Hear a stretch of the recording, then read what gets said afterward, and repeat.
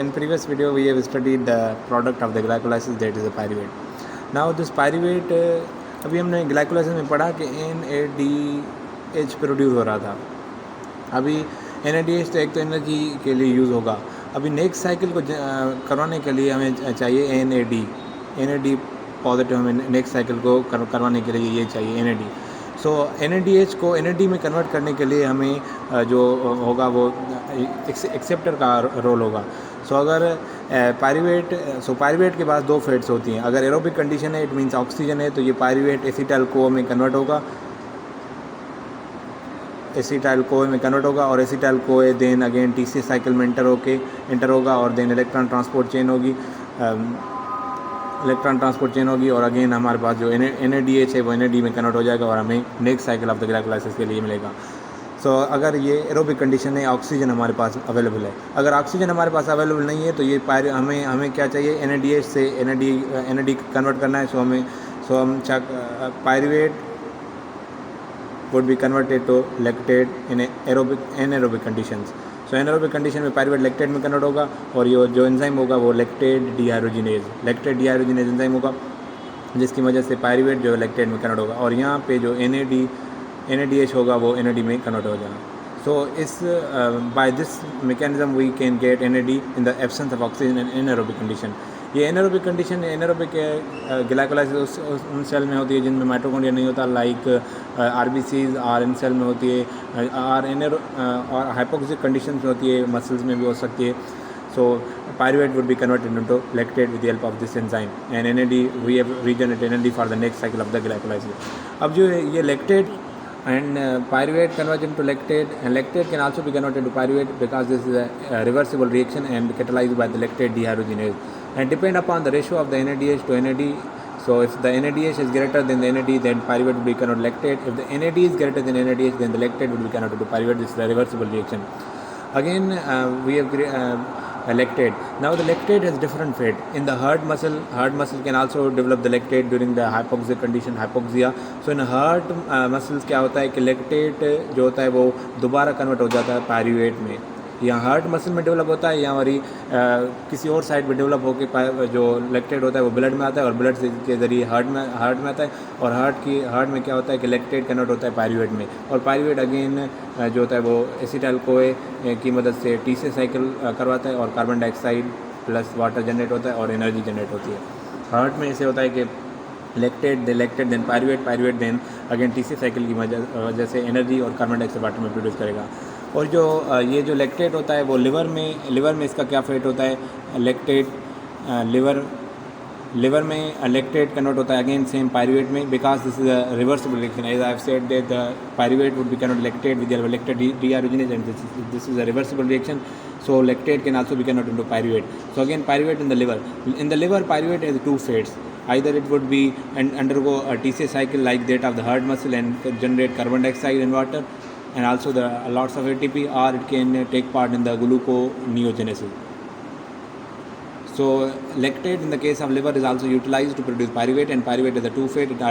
It can be used in the gluconeogenesis or it can be used in the TCA cycle to produce carbon dioxide, water and the lots of ATP. So this is all about the lactate.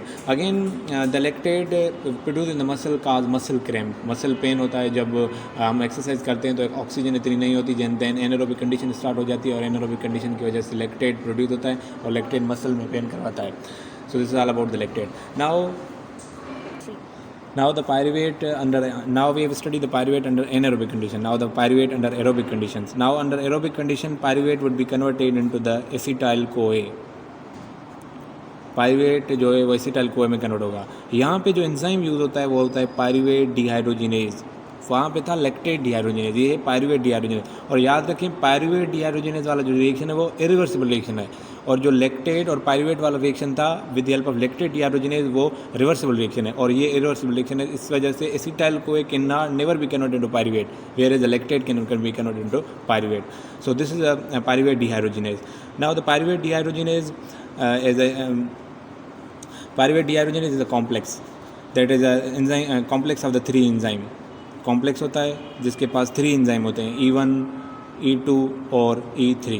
हर किसी के पास अलग अलग होता है coenzyme किसी के पास thymine pyrophosphate होता है और किसी के पास लाइपोइक एसिड और कोआ होता है, और जो E3 होता है उसके पास NAD और FAD होते हैं। ये इनके कोएंजाइम्स हैं। Pyruvate would be converted to acetyl CoA and this is catalysed by pyruvate dehydrogenase complex. ये कॉम्प्लेक्स होता है 3 एंजाइम का, E1 E2 E3। इनके नेम्स हैं बट वो इतने इंपॉर्टेंट नहीं है, एग्जाम में नहीं पूछते।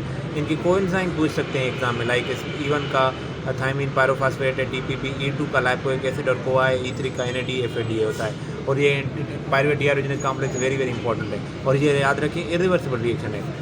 So again pyruvate dehydrogenase E1 जो होता है वो मतलब E1 की कभी कभी डेफिशिएंसी हो जाती है, जिसकी वजह से जो ये पूरा कॉम्प्लेक्स है वो काम नहीं करता, जिसकी वजह से पायरुवेट एसिटाइल कोए में कन्वर्ट नहीं होगा, पायरुवेट अंडर एनारोबिक कंडीशन हो जाएगी और पायरुवेट लैक्टेट में कन्वर्ट हो जाएगा, और इससे कहते हैं कंजेनाइटल लैक्टिक एसिडोसिस। तो कंजेनाइटल लैक्टिक एसिडोसिस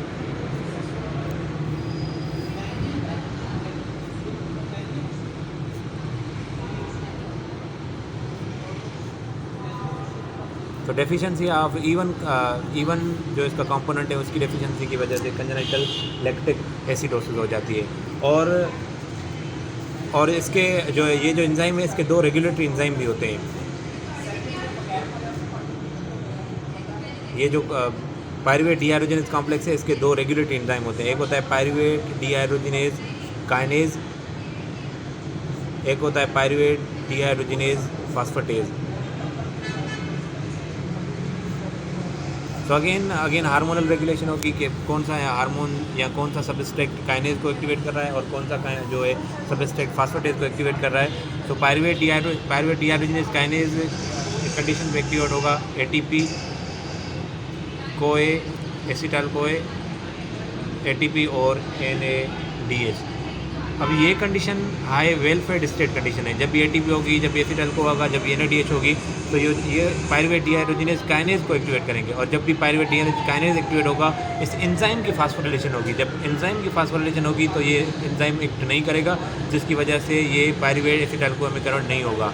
सो पायरुवेट डीहाइड्रोजिनेज काइनेज जब भी एक्टिवेट होगा तो वो एंजाइम एक्टिविटी को डिक्रीज कराएगा। E1 activity would be decreased under the whenever the pyruvate dehydrogenase is activated, and when pyruvate dehydrogenase is activated, there the high concentration of ATP, acetyl CoA and NADH. Pyruvate dehydrogenase phosphatase, pyruvate dehydrogenase phosphatase को activate करता है calcium और pyruvate.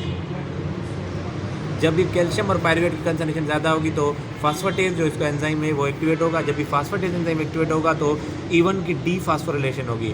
जब भी डीफास्फोरिलेशन होगी तो इसकी activity increase होगी। सो activity of the E1 would be increase जब उसकी डीफास्फोरिलेशन होगी। वो कौन कराएगा? Phosphatase, pyruvate dehydrogenase phosphatase. और पायरुवेट डीहाइड्रोजिनेज फास्फेटेज कब एक्टिवेट होगा? जब कैल्शियम होगी और पायरुवेट होगा। और पायरुवेट काइनेज कब एक्टिवेट होगा? जब ATP होगी, कोआ होगा, एसिटाइल कोआ और NADH होगी। और पायरुवेट काइनेज जब भी एक्टिवेट होगा वो E1 एक्टिविटी को डिक्रीज कराएगा। ये इसकी रेगुलेशन थी जो वेरी सबस्ट्रेक्ट से थी। और हमने कंजेनाइटल लैक्टिक एसिडोसिस पढ़ी, इनके कोएंजाइम्स पढ़े। और एक होता है, हमने ग्लाइकोलाइसिस में पढ़ा था कि एक होती है पेंटावेलेंट आर्सेनिक और एक होती है ट्राइवेलेंट आर्सेनिक। हमने पढ़ा था वहाँ पेंटावेलेंट आर्सेनिक की पॉइजनिंग। अभी यहाँ होती है ट्राइवेलेंट आर्सेनिक। जो ट्राइवेलेंट आर्सेनिक होती है वो इस लाइपोइक एसिड जो इसका कोएंजाइम है, किसका कोएंजाइम है? E2 का जो लाइपोइक एसिड कोएंजाइम है उसको इनहिबिट करने के लिए ट्राइवेलेंट आर्सेनिक होती है और उसे आर्सेनिक पॉइजनिंग कहते हैं। So arsenic poisoning is due to the arsenic inhibit the lipoic acid E2 complex. So again this complex would be inhibited. So pyruvate cannot be converted to acetyl CoA. Again pyruvate cannot be lactate, and the complication will be appear due to the lactic acid or lactate. ये ना सिर्फ pyruvate dehydrogenase को inhibit करता है बल्कि हर जिस enzyme का ये लाइपोइक एसिड कोएंजाइम होगा उनको इनएक्टिवेट करता है, लाइक अल्फा कीटोग्लूटारेट डीहाइड्रोजिनेज और branch chain alpha keto dehydrogenase. So they also trivalent arsenic इसको भी इनहिबिट करता है E2 लाइपोइक एसिड। और लाइपोइक एसिड जो कोएंजाइम है वो कुछ और एंजाइम के लिए भी यूज़ होता है, लाइक अल्फा कीटो डीहाइड्रोजिनेज या DC साइकिल में हम पढ़ेंगे। सो इसे भी आर्सेनिक इनहिबिट करेगा। और ब्रांच चेन अल्फा कीटो ग्लूटारेट डीहाइड्रोजिनेज होता है, अल्फा कीटो ग्लूटारेट डीहाइड्रोजिनेज, इससे भी इनहिबिट करेगा। ये ब्रांच चेन अमीनो एसिड की मेटाबॉलिज्म में होता है। सो ये तीनों एंजाइम अल्फा कीटो ग्लूटारेट डीहाइड्रोजिनेज, ब्रांच चेन वाला और E2 of the pyruvate dehydrogenase complex, ये तीनों एंजाइम इनहिबिट होती है with the help of arsenic. This is called arsenic poisoning. So ये था पायरुवेट डीहाइड्रोजिनेज कॉम्प्लेक्स। तो हमने एसिटाइल कोआ जनरेट करा है। अब ये एसिटाइल कोआ कन्वर्ट जाएगा टीसी साइकिल में। अच्छा, ये जो सारा प्रोसेस था ये कहाँ हो रहा था? ये माइटोकॉन्ड्रिया में हो रहा है, माइटोकॉन्ड्रियल मैट्रिक्स में। ये सारा प्रोसेस माइटोकॉन्ड्रियल मैट्रिक्स में हो रहा है। और जो ग्लाइकोलाइसिस थी वो कहाँ होती थी? कहाँ थी ग्लाइकोलाइसिस? साइटोप्लाज्म में, साइटोसोल में। और जो माइटोकॉन्ड्रियल मैट्रिक्स में ये सारा प्रोसेस हो रहा है। इसे कहते हैं link reaction. This is called link reaction. So after glycolysis, there is a link reaction. Link reaction occur in the mitochondrial matrix that generate the acetyl-CoA. So now the acetyl-CoA will enter the TC cycle. So this is all about the fate of the lactate, fate of the pyruvate, how pyruvate will be converted like acetyl-CoA. So if you like my video, please like, share, and subscribe. If you have any question, please please write in comment.